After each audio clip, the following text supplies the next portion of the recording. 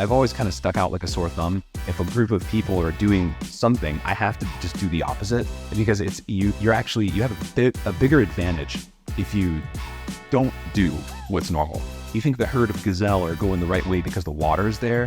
It's like, well, by the time you get there, the water's going to be dry. Hi everyone, welcome back to Careers 2.0. My guest today is scary. Okay, that's maybe not the right word, but his voice and on-camera presence can be quite intimidating. But I shouldn't be surprised. He's a professional voiceover artist, professional videographer and photographer, and a metalhead on top of that. But he couldn't be a nicer guy, and it was a pleasure talking with him. We chatted about on-camera presence and building his online business from services to digital courses. Enjoy.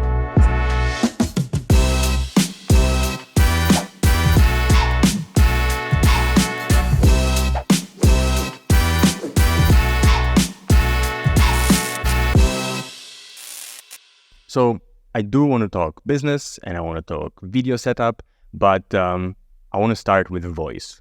As you can imagine, I want to know, how does it happen? When did you realize that you had a voice of God, basically? Or maybe I can work on it too. I can smoke a pack of cigarettes per day and I'm going to get where you are right now. Okay. Not advisable. Nothing I have to say is medical advice. So let's start with that. I think a lot of it's genetic. I do think, though, that there's probably something somatic about teaching yourself to project properly. I think there was something in my early childhood where I wanted to be taken seriously by adults, like every kid. So the first chance I got when I was 12, I started to notice, things kind of changing. And I think I would sit there and practice and slowly, as low as I could, before bed, and just kind of do those kinds of exercises, because I knew that if my voice could resonate and shake a room, it can kind of travel and hit someone faster, and it kind of turns heads. And I knew that the more authoritatively I would speak, and also adding to that vocabulary, presence, projection, the way you breathe, all of that can kind of amplify and sort of give your voice a timbre that is just unusual, just kind of like a funny frequency that's like, what was that? It's like a sound that people would turn their heads to. I think it just slowly reinforced in my childhood brain that, hey, this gets me attention, this gets me recognition, respect.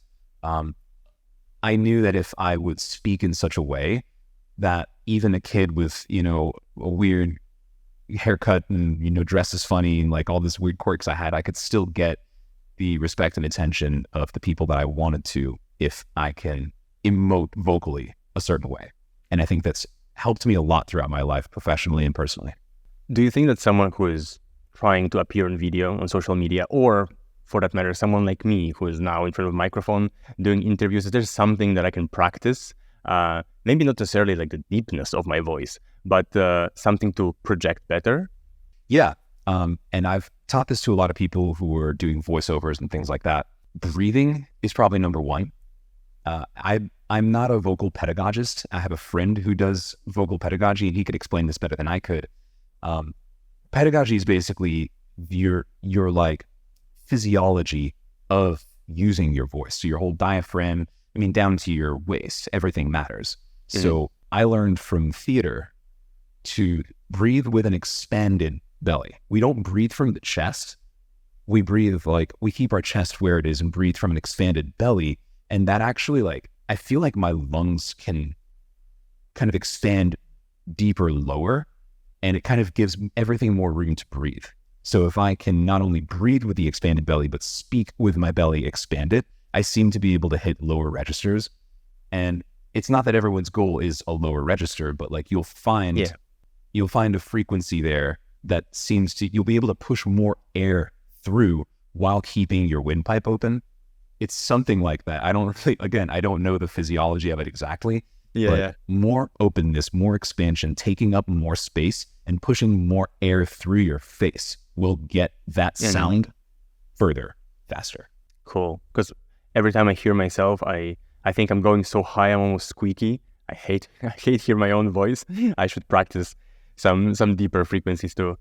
Yeah, actually, fun fact, we do hear our voices at a lower frequency than they actually are, because we have like we hear through bone conduction as well.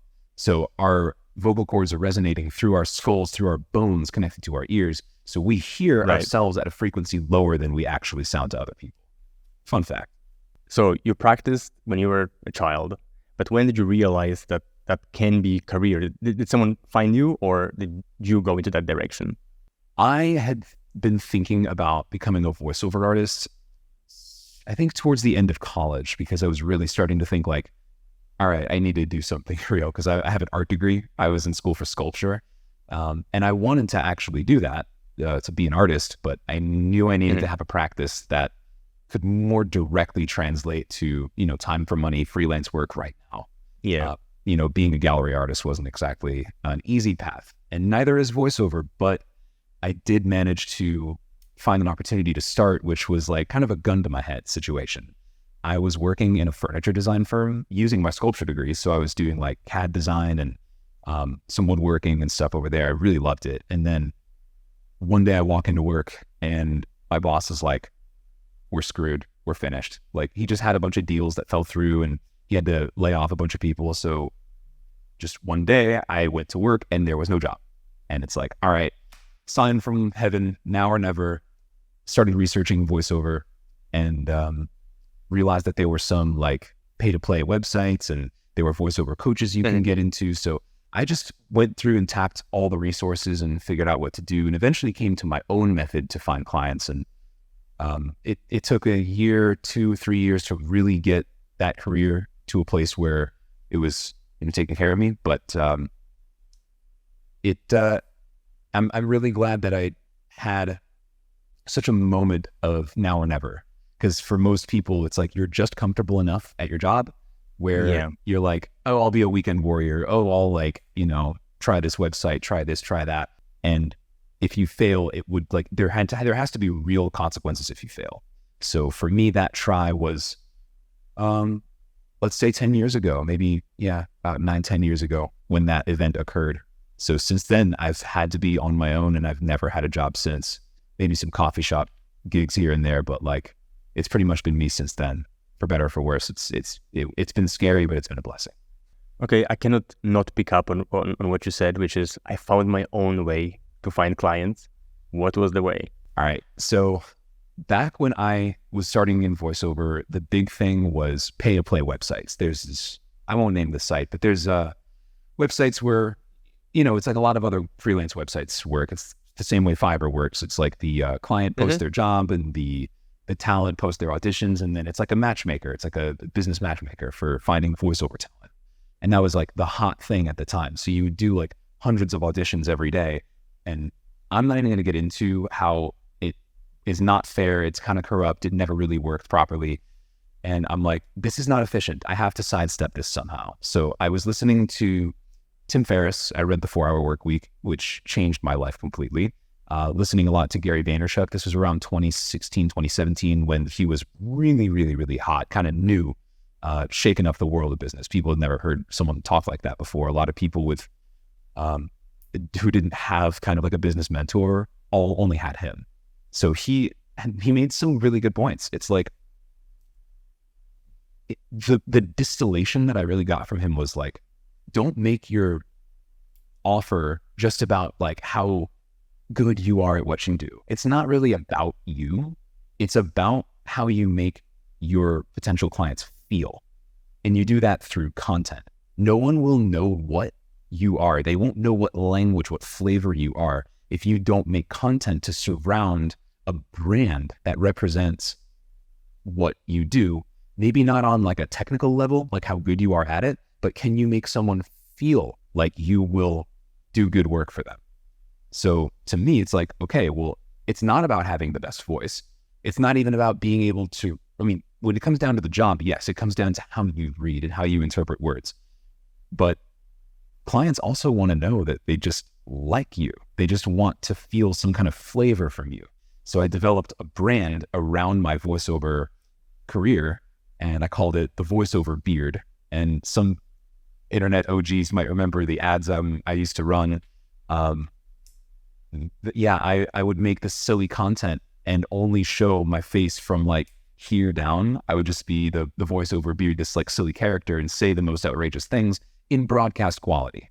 And through that content, I was able to build a decent following and be able to reach out to brands and production companies, and they would respond. It's like if you send cold emails, no one responds.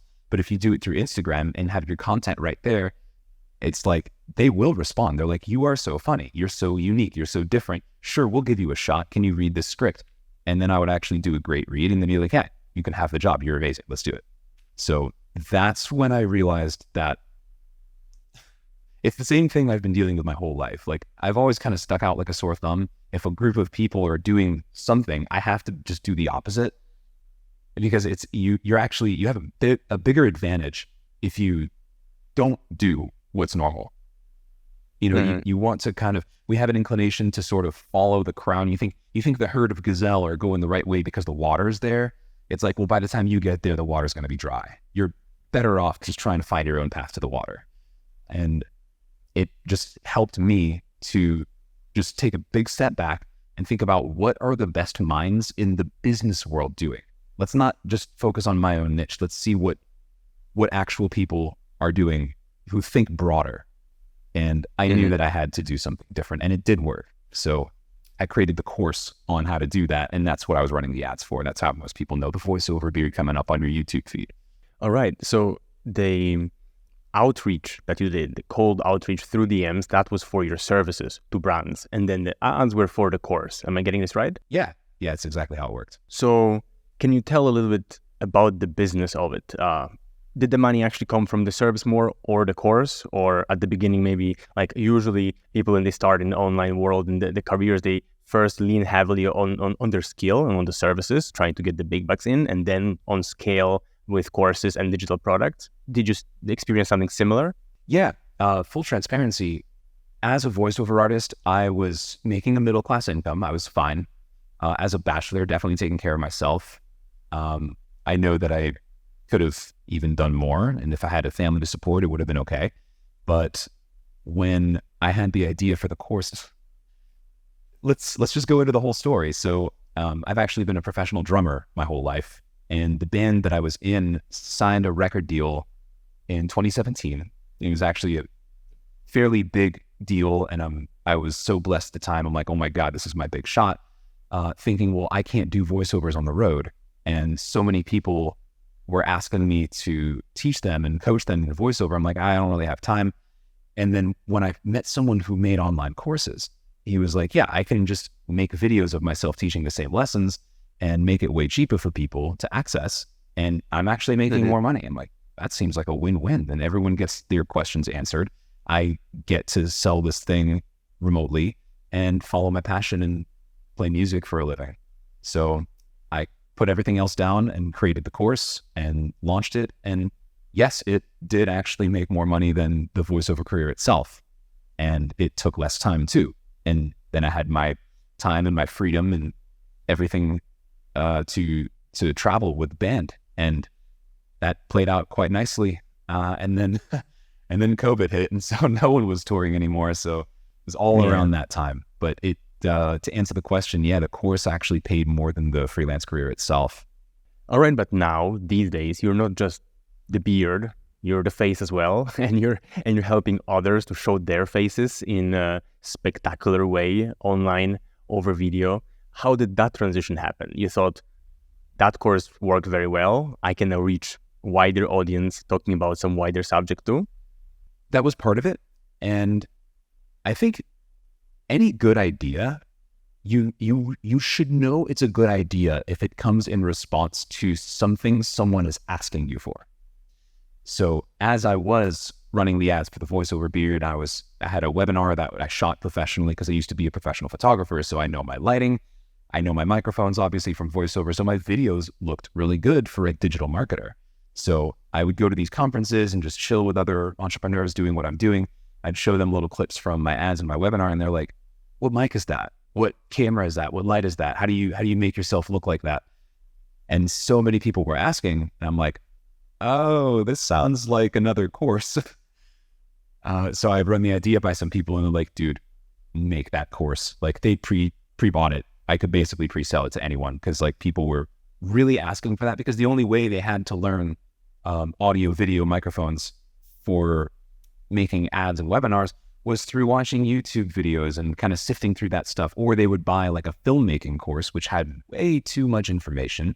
They would tell you to buy like soft boxes and large pieces and, you know, things that I know that guys like us don't want to mess with. We don't want to live in a place where there's just like giant studio pieces everywhere and complicated gear. We want like plug and play stuff. We want wireless. We want flat panels. We don't want like the stuff that a filmmaker knows. So there's really no resource that teaches just what you need to make this happen without over supplying, you know, too much information or just other kind of disadvantages. This is like exactly the thing for exactly the person because they asked for it. So it is like one thing led to another between one course to the next course. The people I was meeting, the questions I was answering, the conversations I was having. One thing led to another. No better validation than from the market itself, right? Exactly. For those that are listening to us, you should know that you're missing out heavily. You should definitely turn on YouTube because the quality of the video this time is crisp. It's fantastic. So can you maybe share what you are using yourself right now? What's your setup, lights, camera? What are the essentials that you mentioned? I've upgraded to one of the newer mirrorless cameras, and it's the Canon EOS R. And I've found that the EOS RP is just as good for our purposes, and it's a very affordable full frame mirrorless camera. I really do recommend full frames. My microphone is kind of contested. Some people are like, you're not using that microphone properly. It's a shotgun mic, which I'm sure you notice like that really is supposed to be boomed from out of the shot, like overhead. But this is the mic I used for my entire voiceover career from 4 to 6 inches away. And it sounds beautiful up close. And I'm like, why wouldn't we have it in the shot? It's like a sexy little Virginia Slim. It's like, it's not obtrusive. It's very small and sleek, and I like it. And I have that wirelessly connected right now to my computer through the DJI system. And that is running through the Zoom feed. That's easy. And then my light is just a flat panel LED, about 18 inches wide. And that's more or less it. There are some quirks to this, though. The reason I'm able to look directly at you, I have my iPad inside my teleprompter mirroring my computer screen. So I'm looking directly at your face right now. And it's actually being mirrored through. And as I look at that image, and I'm looking straight through the camera lenses right behind it. So that worked out perfectly. And another thing I'm now trying, which is new, and it's kind of a giveaway, but this image behind me is not my actual living room, and it's not a green screen. This is actually my LED TV in my house. Wait, it's so up close, right behind you, that it's you cannot tell, basically? Yeah. Like it covers the frame? Yeah, it's like Wow. 4 feet behind me, and it blurs naturally, just like with regular lens blur. It's a sharp image on my TV, but since the camera's focused on me, whatever's behind me gets blurrier. And it's something new that I'm trying because I saw this cool documentary on how they shot The Mandalorian, the Star Wars movie. And what they do is they have these like cyclorama size LED panels. And so they don't use green screens anymore. They just project it onto an LED, and the camera kind of picks it up like it's a real life object. So I'm like, why can't I do that? So now I've been actually shooting content against my TV. And at the right frame rate, at the right shutter speed, that banding goes away. And if I can balance my light to the lighting in the image behind me, kind of looks like I'm there. I had you going, didn't I? Oh, yeah, for sure. We've been on a call for a while, and I had no clue. So even if I stepped away, like it'll focus on the image behind me, just as if you were here. And it just kind of looks with no BS having to deal with green screen stuff after. And it works on lives too. So I was sure you're going to tell me AI. Like, I was ready for AI. And so that surprised me. I hate to be provocative, but I have to ask, for people who are, let's say, just starting, you said somewhere that you should give an appearance that your business is in a place that you can afford to put effort into video quality, right? Because that sort of increases the perceived value that you can give as a professional in any field, basically. But when is it too early? Like, can great video quality be an enemy of good content? So we focus on how it looks, but not actually what we say? The most important thing in your business is your offer. And directly next to that is your copy. And notice I'm the one out here talking about video quality, and even I'll say your offer and your copy are more important. I'm not here to hide any of that. If you think you're ready to improve your front-facing image, your public-facing first touch point image, because your offer is so good that you're ready to open up the floodgates and allow people to really see into you because you have nothing to hide, then it's time to improve your appearance. I think before you make any video content at all, you should be addressing your appearance. Because what's the point of doing all the work if you can get so much better output for the same effort with better quality? Like, we're at the point now where it's quite easy to put something like this together, and people just don't understand how accessible it really is. They don't know what the resources are. You could get 10x the results, maybe not in reach, or you won't have this explosive thing happen because, Instagram and TikTok, who knows how those algorithms work, but it's not optimized for video quality. But people who are ready to take action and actually pay you for something, there is a psychological effect that happens. When you invite them into your space and you present them with an image that's easy to look at, they tend to have an easier time trusting you.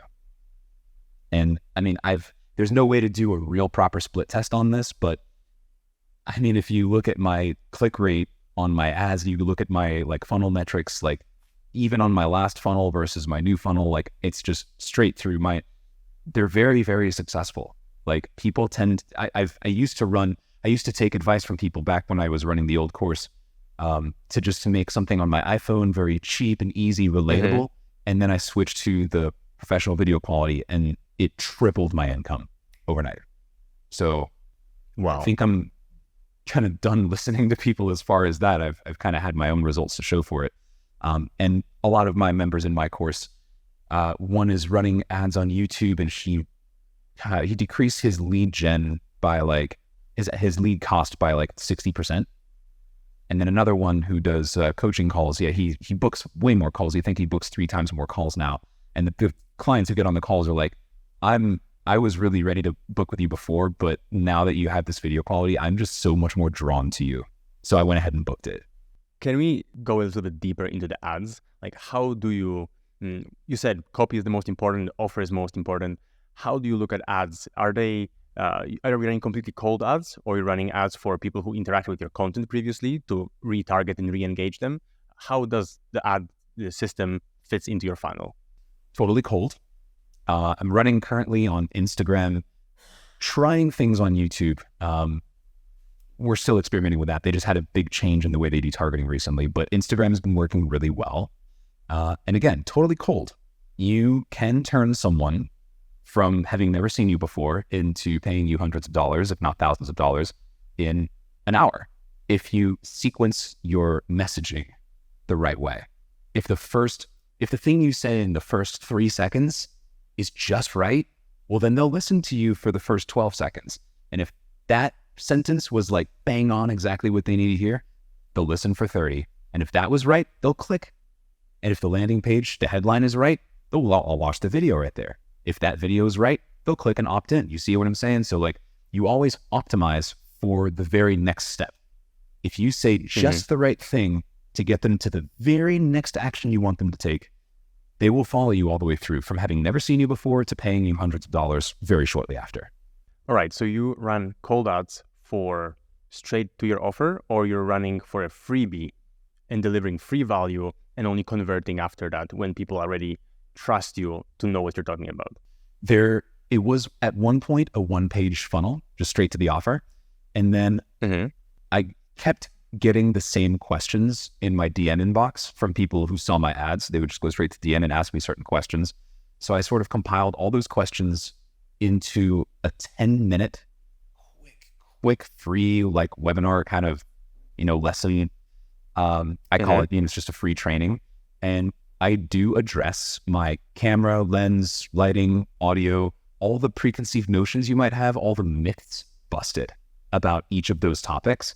in only 10 minutes.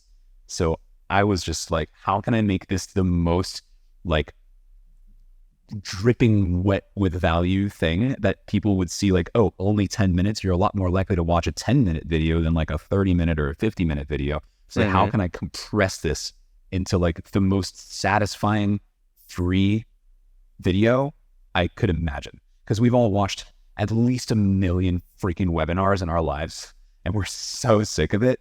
So, I mean, everything is totally scripted.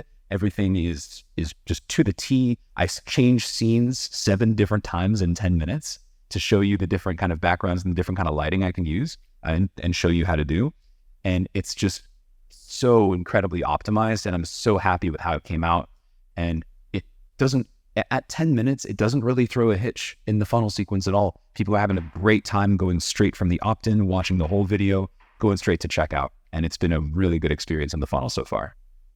The ads themselves, is it just you talking to the camera, or is it always video or sometimes pictures? How the ads themselves look like? Yeah, I mean, I tried running image ads versus video, fell right off. Day 2, I could be like, this is not gonna work, which is fine because I'm proficient in making videos. So it's actually great. I've been running video ads only. Mostly, I've tried doing square and vertical, but the horizontals are great because I can run them straight to YouTube and then run them on Instagram as well. I kind of put the horizontal 16:9 inside a 9:16 so that it can come up on feeds and stories, and I only need one version of it, and Instagram will automatically recrop it for the different placements. So that's been really good. Just video ads, high quality video ad. Got it. I don't know if it's maybe market specific, but a huge in the ad space in general and in advertising, UGC, so user generated content, is massive, right? And maybe it's depending on the product that you're selling, but how do you look at high quality sort of studio quality videos versus the user generated content, iPhone unboxing, that type of stuff? Is it market dependent or it's just offer dependent if they work? Yes, it's offer dependent. It's niche dependent. I think for e-commerce, especially if it's like, I don't know, like a kitchen doodad, a little, tool, for men, a new kind of screwdriver or something, dude, just freaking film it with your iPhone. It's no big deal. And I think when it's for the info space, for selling courses or information, anything like that, I think this is bang on perfect. I think for any kind of coaching, for financial advice, for anything in the B2B space, for sure, we want to come on like this. I think things operate quite differently for e-com though. For example, e-com ads are doing great on TikTok. Info ads do absolute shit on TikTok because that's where it's audience dependent. TikTok is a scrappy, quick and dirty kind of platform. Instagram is a little more buttoned up, right? So is YouTube. And so, yeah, it's dependent on the context. I think people should really be more context aware when they're creating anything for the internet, especially with the YouTube ads. Like, you'll be watching like MKBHD or something. He looks amazing. And then some shitty looking ad will come up in the middle where the guy's got his iPhone up his nostrils and he's like, I'm a freaking millionaire, right. Click my ad. And it's like, you look ridiculous because he's not being aware of the context. And if we are talking about offer being so important, and then second, you mentioned copywriting being so important, are there any frameworks when building your own offer for your course in terms of pricing or what is included, how you look at building an offer that they cannot reject? Yeah, a lot goes into it. Using as an example, my voiceover course, I had 2 options. I could either work with existing voiceover talent who are trying to get their Instagram profile optimized and their website optimized to find clients on social media instead of through their agent, and charge $5K a month or $10K one time or something and just do this high ticket thing and really work one-on-one with people. That was one option. The other option was to make it more accessible to newbies, first timers, people just trying to get started, and make it less hands-on and also make it way, way cheaper, depending on how many people I wanted to work with, how deeply involved I wanted to work with people, and what kind of problems I wanted to face in my business. how much I wanted to do. I want to do lots of small transactions, or do I want to do very few large transactions? So that was part of the architecture of the offer. This new offer is kind of built on the back of that. It's kind of the same flow where it's a lower price. It's more accessible. It's for people who have never done this before.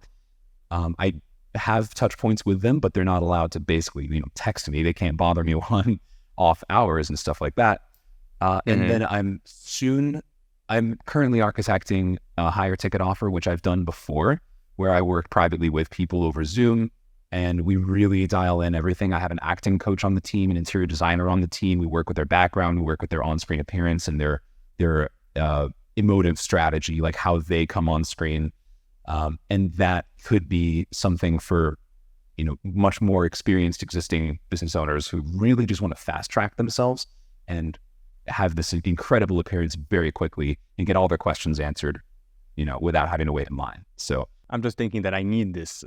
Screw business owners. Podcast hosts need this. I need my presence.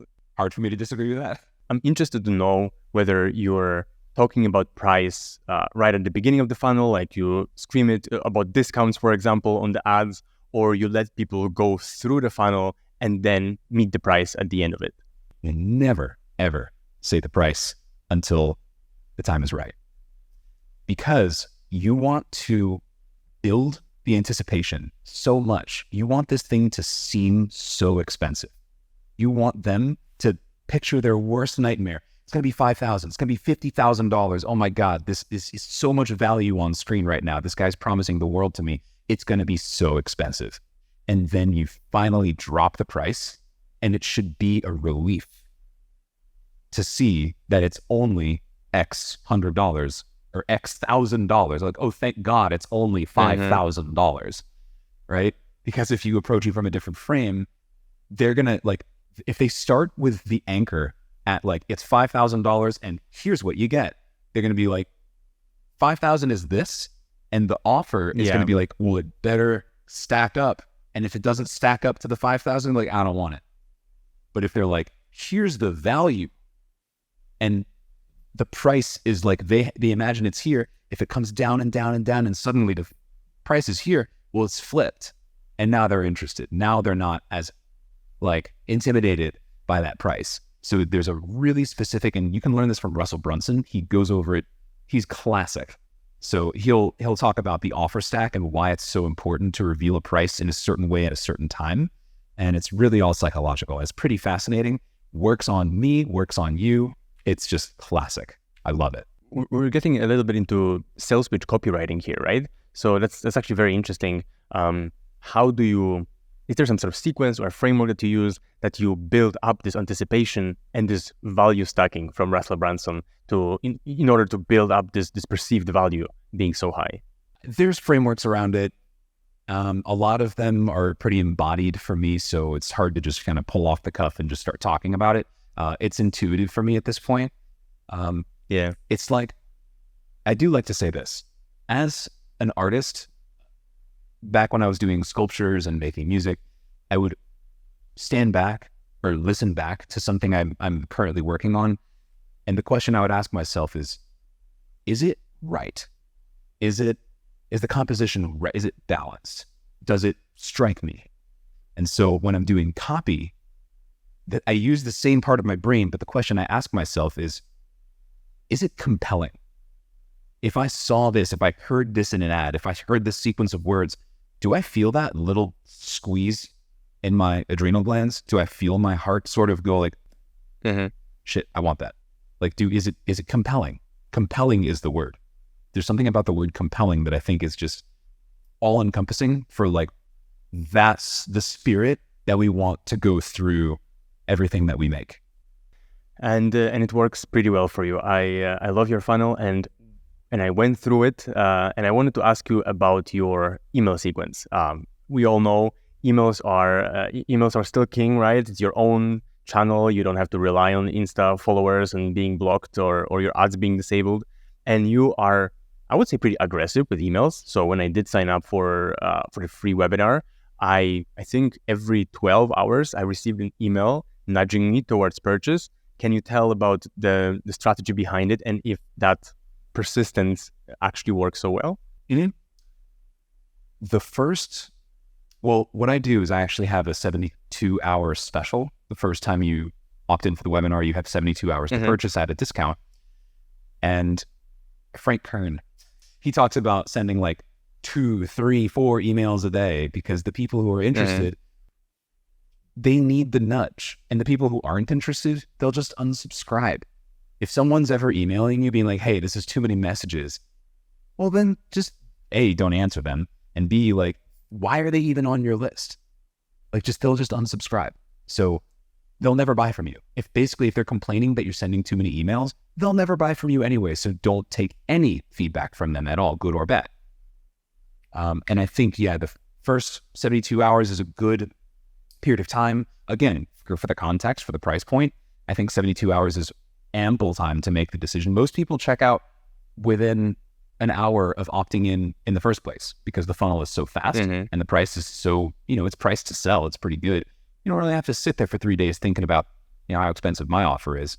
I think for something that's like, $15,000, give me 10 days to get my shit together and then we'll talk, Again, just being context aware. And I think sending a ton of emails, especially during the first 72 hours, my email sequence is full of customer results, which I think is the most important thing. I mean, let's talk about an order of importance: offer, copy, testimonials.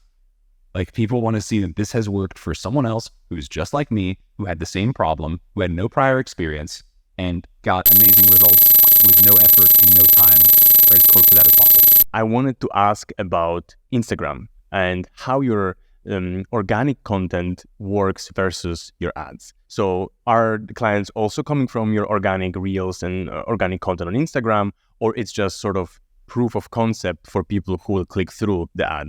Both. Yes. I think from organic, I can't say that many sales come through. When I take a break from ads, when something happens or I have like a quick, ad account error or something, I try to take notice in how many people are checking out and or opting in. It's just way low. It's not none, but for my account currently having 20,000 followers and having like, I don't know, 5, 7 opt-ins per day and no sales when I'm not running ads, it's like, it's showing that like you must need like hundreds of thousands of really dedicated followers where you're posting all the time. And there's a strategy around selling through stories and optimizing your organic Instagram. I'm not so much into that. I love the ads because it's kind of like a dial that I can put my finger on. If I want, more traffic, I just turn up the dial. Want less traffic, turn down the dial. If I'm restructuring my website, just turn it off and then turn it back on. It's really pretty convenient to have it like that instead of being on I call it the organic hamster wheel, where you're constantly making content. And I am posting every other day because I batch my reels. I make 60 reels in one day and send them off for editing. And then I have 2 months of content right there. So can you share how much do you outsource and how much do you do yourself? Like, of course, the recording has to happen because your face is on it, but the editing or running ads as well, is that you have a team for that or it's mostly you? Yeah, I have an editing partner, and it's actually my recommended partner that I share with my group members as well. So when you become a member, you get a special deal to work with them. I started by editing on my own and then quickly realized like, oh my God, like I have plenty more to do. We should just focus on what we're best at and how we can best leverage our time. So I went through a few different editing services and found one that worked for me. I take all of my raw files and I do my own color correction on them. And then I do my audio editing because that's the one thing I don't trust the video editors to do the audio editing. That's gotta be my thing. Because I have my specific plugins and then my own EQ for my ear. I know my voice best. I don't think I've ever worked with a video editor that gets my audio right the first time. So I've been able to train them on my plugins and my audio chain, and they've done well with it so far. Awesome. All right, let's do a little every podcaster's favorite part, which is a little quick fire round. Quick answers. Quick questions and quick answers, please. You can have a think about it, but give me a short ones, all right? Are you a team player or a lone wolf? Lone wolf. Take risks or carefully calculate? Both. Mobile or desktop? Mobile. Who inspires you most? People who do it different. What profession, and I know you had many, but other than your own, would you like to attempt? Furniture designer. What is an underappreciated business tool that you couldn't live without? iPad. Just love my iPad. And what's your productivity life hack? I don't want to say something generic like flow state, but batching work. And what does success mean to you? Peace. Awesome. And to end with, I would like to know your plans for the future. So are you planning to expand your offer and your content into different platforms, or you're satisfied with where you are right now and how you're growing? We should always be proud of our work at the current state we're at, because if you've done well, you're ahead of where you used to be. And don't ever forget that. Always congratulate yourself, pat yourself on the back. However, I do have plans to, again, implement this higher ticket offer where I'm working more privately with people. I would love to do maybe a home installation service if I can become like the geek squad of this kind of stuff. Lots of ways to swing this hammer, man. I thought about doing like corporate office installation, things like that, working with businesses like WeWork or who knows, Salesforce, and just being able to implement this system inside corporate office buildings for people to just walk up, plug and play and use. There are just so many things I can do. It's just difficult to decide which to do first, which I have the capability to do first, and whatever makes sense at the time. But yeah, for sure, I think this is a great niche for me. I feel really comfortable here representing this and teaching people this. People are responding really well to it. And I love the people who are coming in through my funnel and interacting with me. And I just feel like it's really my calling as far as a business sense. There are other creative projects that I'd like to do way, way outside of this that will make way less money, and I don't care. But this has been an excellent way to balance a few passions of mine with something that does make money and makes people happy and provides value. And I'm really lucky and blessed to be this person in this position. And if you start some new business venture, how long do you give it before you give up? Or what is the line that tells you that is working, or red line that says it's not working? How do you evaluate this? That's a hard question, because the metric is not necessarily time. It's effort, it's burnout, it's feedback, it's emotional, very emotional. If you just feel like when someone's giving you feedback on your offer or your service, how they felt interacting with you, and you can just sort of feel if they're not passionate about it. Mm-hmm. And even if it's a cool idea and maybe it would work 5 years ago or 5 years in the future, or for someone else who's not you, it's just not for you today, right now, here on Earth today. And that would be okay. It's important to be realistic and lay into that. This is not my first rodeo, dude, which means that everything I've done before this has failed. So, and that's okay. No, not necessarily everything has failed. I've pivoted. I've been on a ride since then, but everything before my first online course business, everything before my first voiceover business was like tough. I ran like a Kickstarter when I was 26 or something. And it was for a minimalist wallet that I designed that is still so cool. That thing is awesome. I think it really could have popped, but I didn't have the connections in the manufacturing space. Even though I put together a supply chain, I really I tried to make it work. It was like pulling freaking teeth. I would work at a coffee shop and then get back home and get on the phone with China, trying to get some mold made, try to find some plastic from Kansas. It was crazy. I think it was too much for one person with no connections and honestly not enough capital to get the thing started. And no marketing and ads knowledge at that time. And I think I was plenty passionate, but just ill-equipped. So that was the reason it just didn't work. I had to get real with myself after 9 months. I'm like, this is too hard. This is not right for me today on Earth. It has to be right. And it has to be right, as you said, not just for you, but for the people you're doing it for.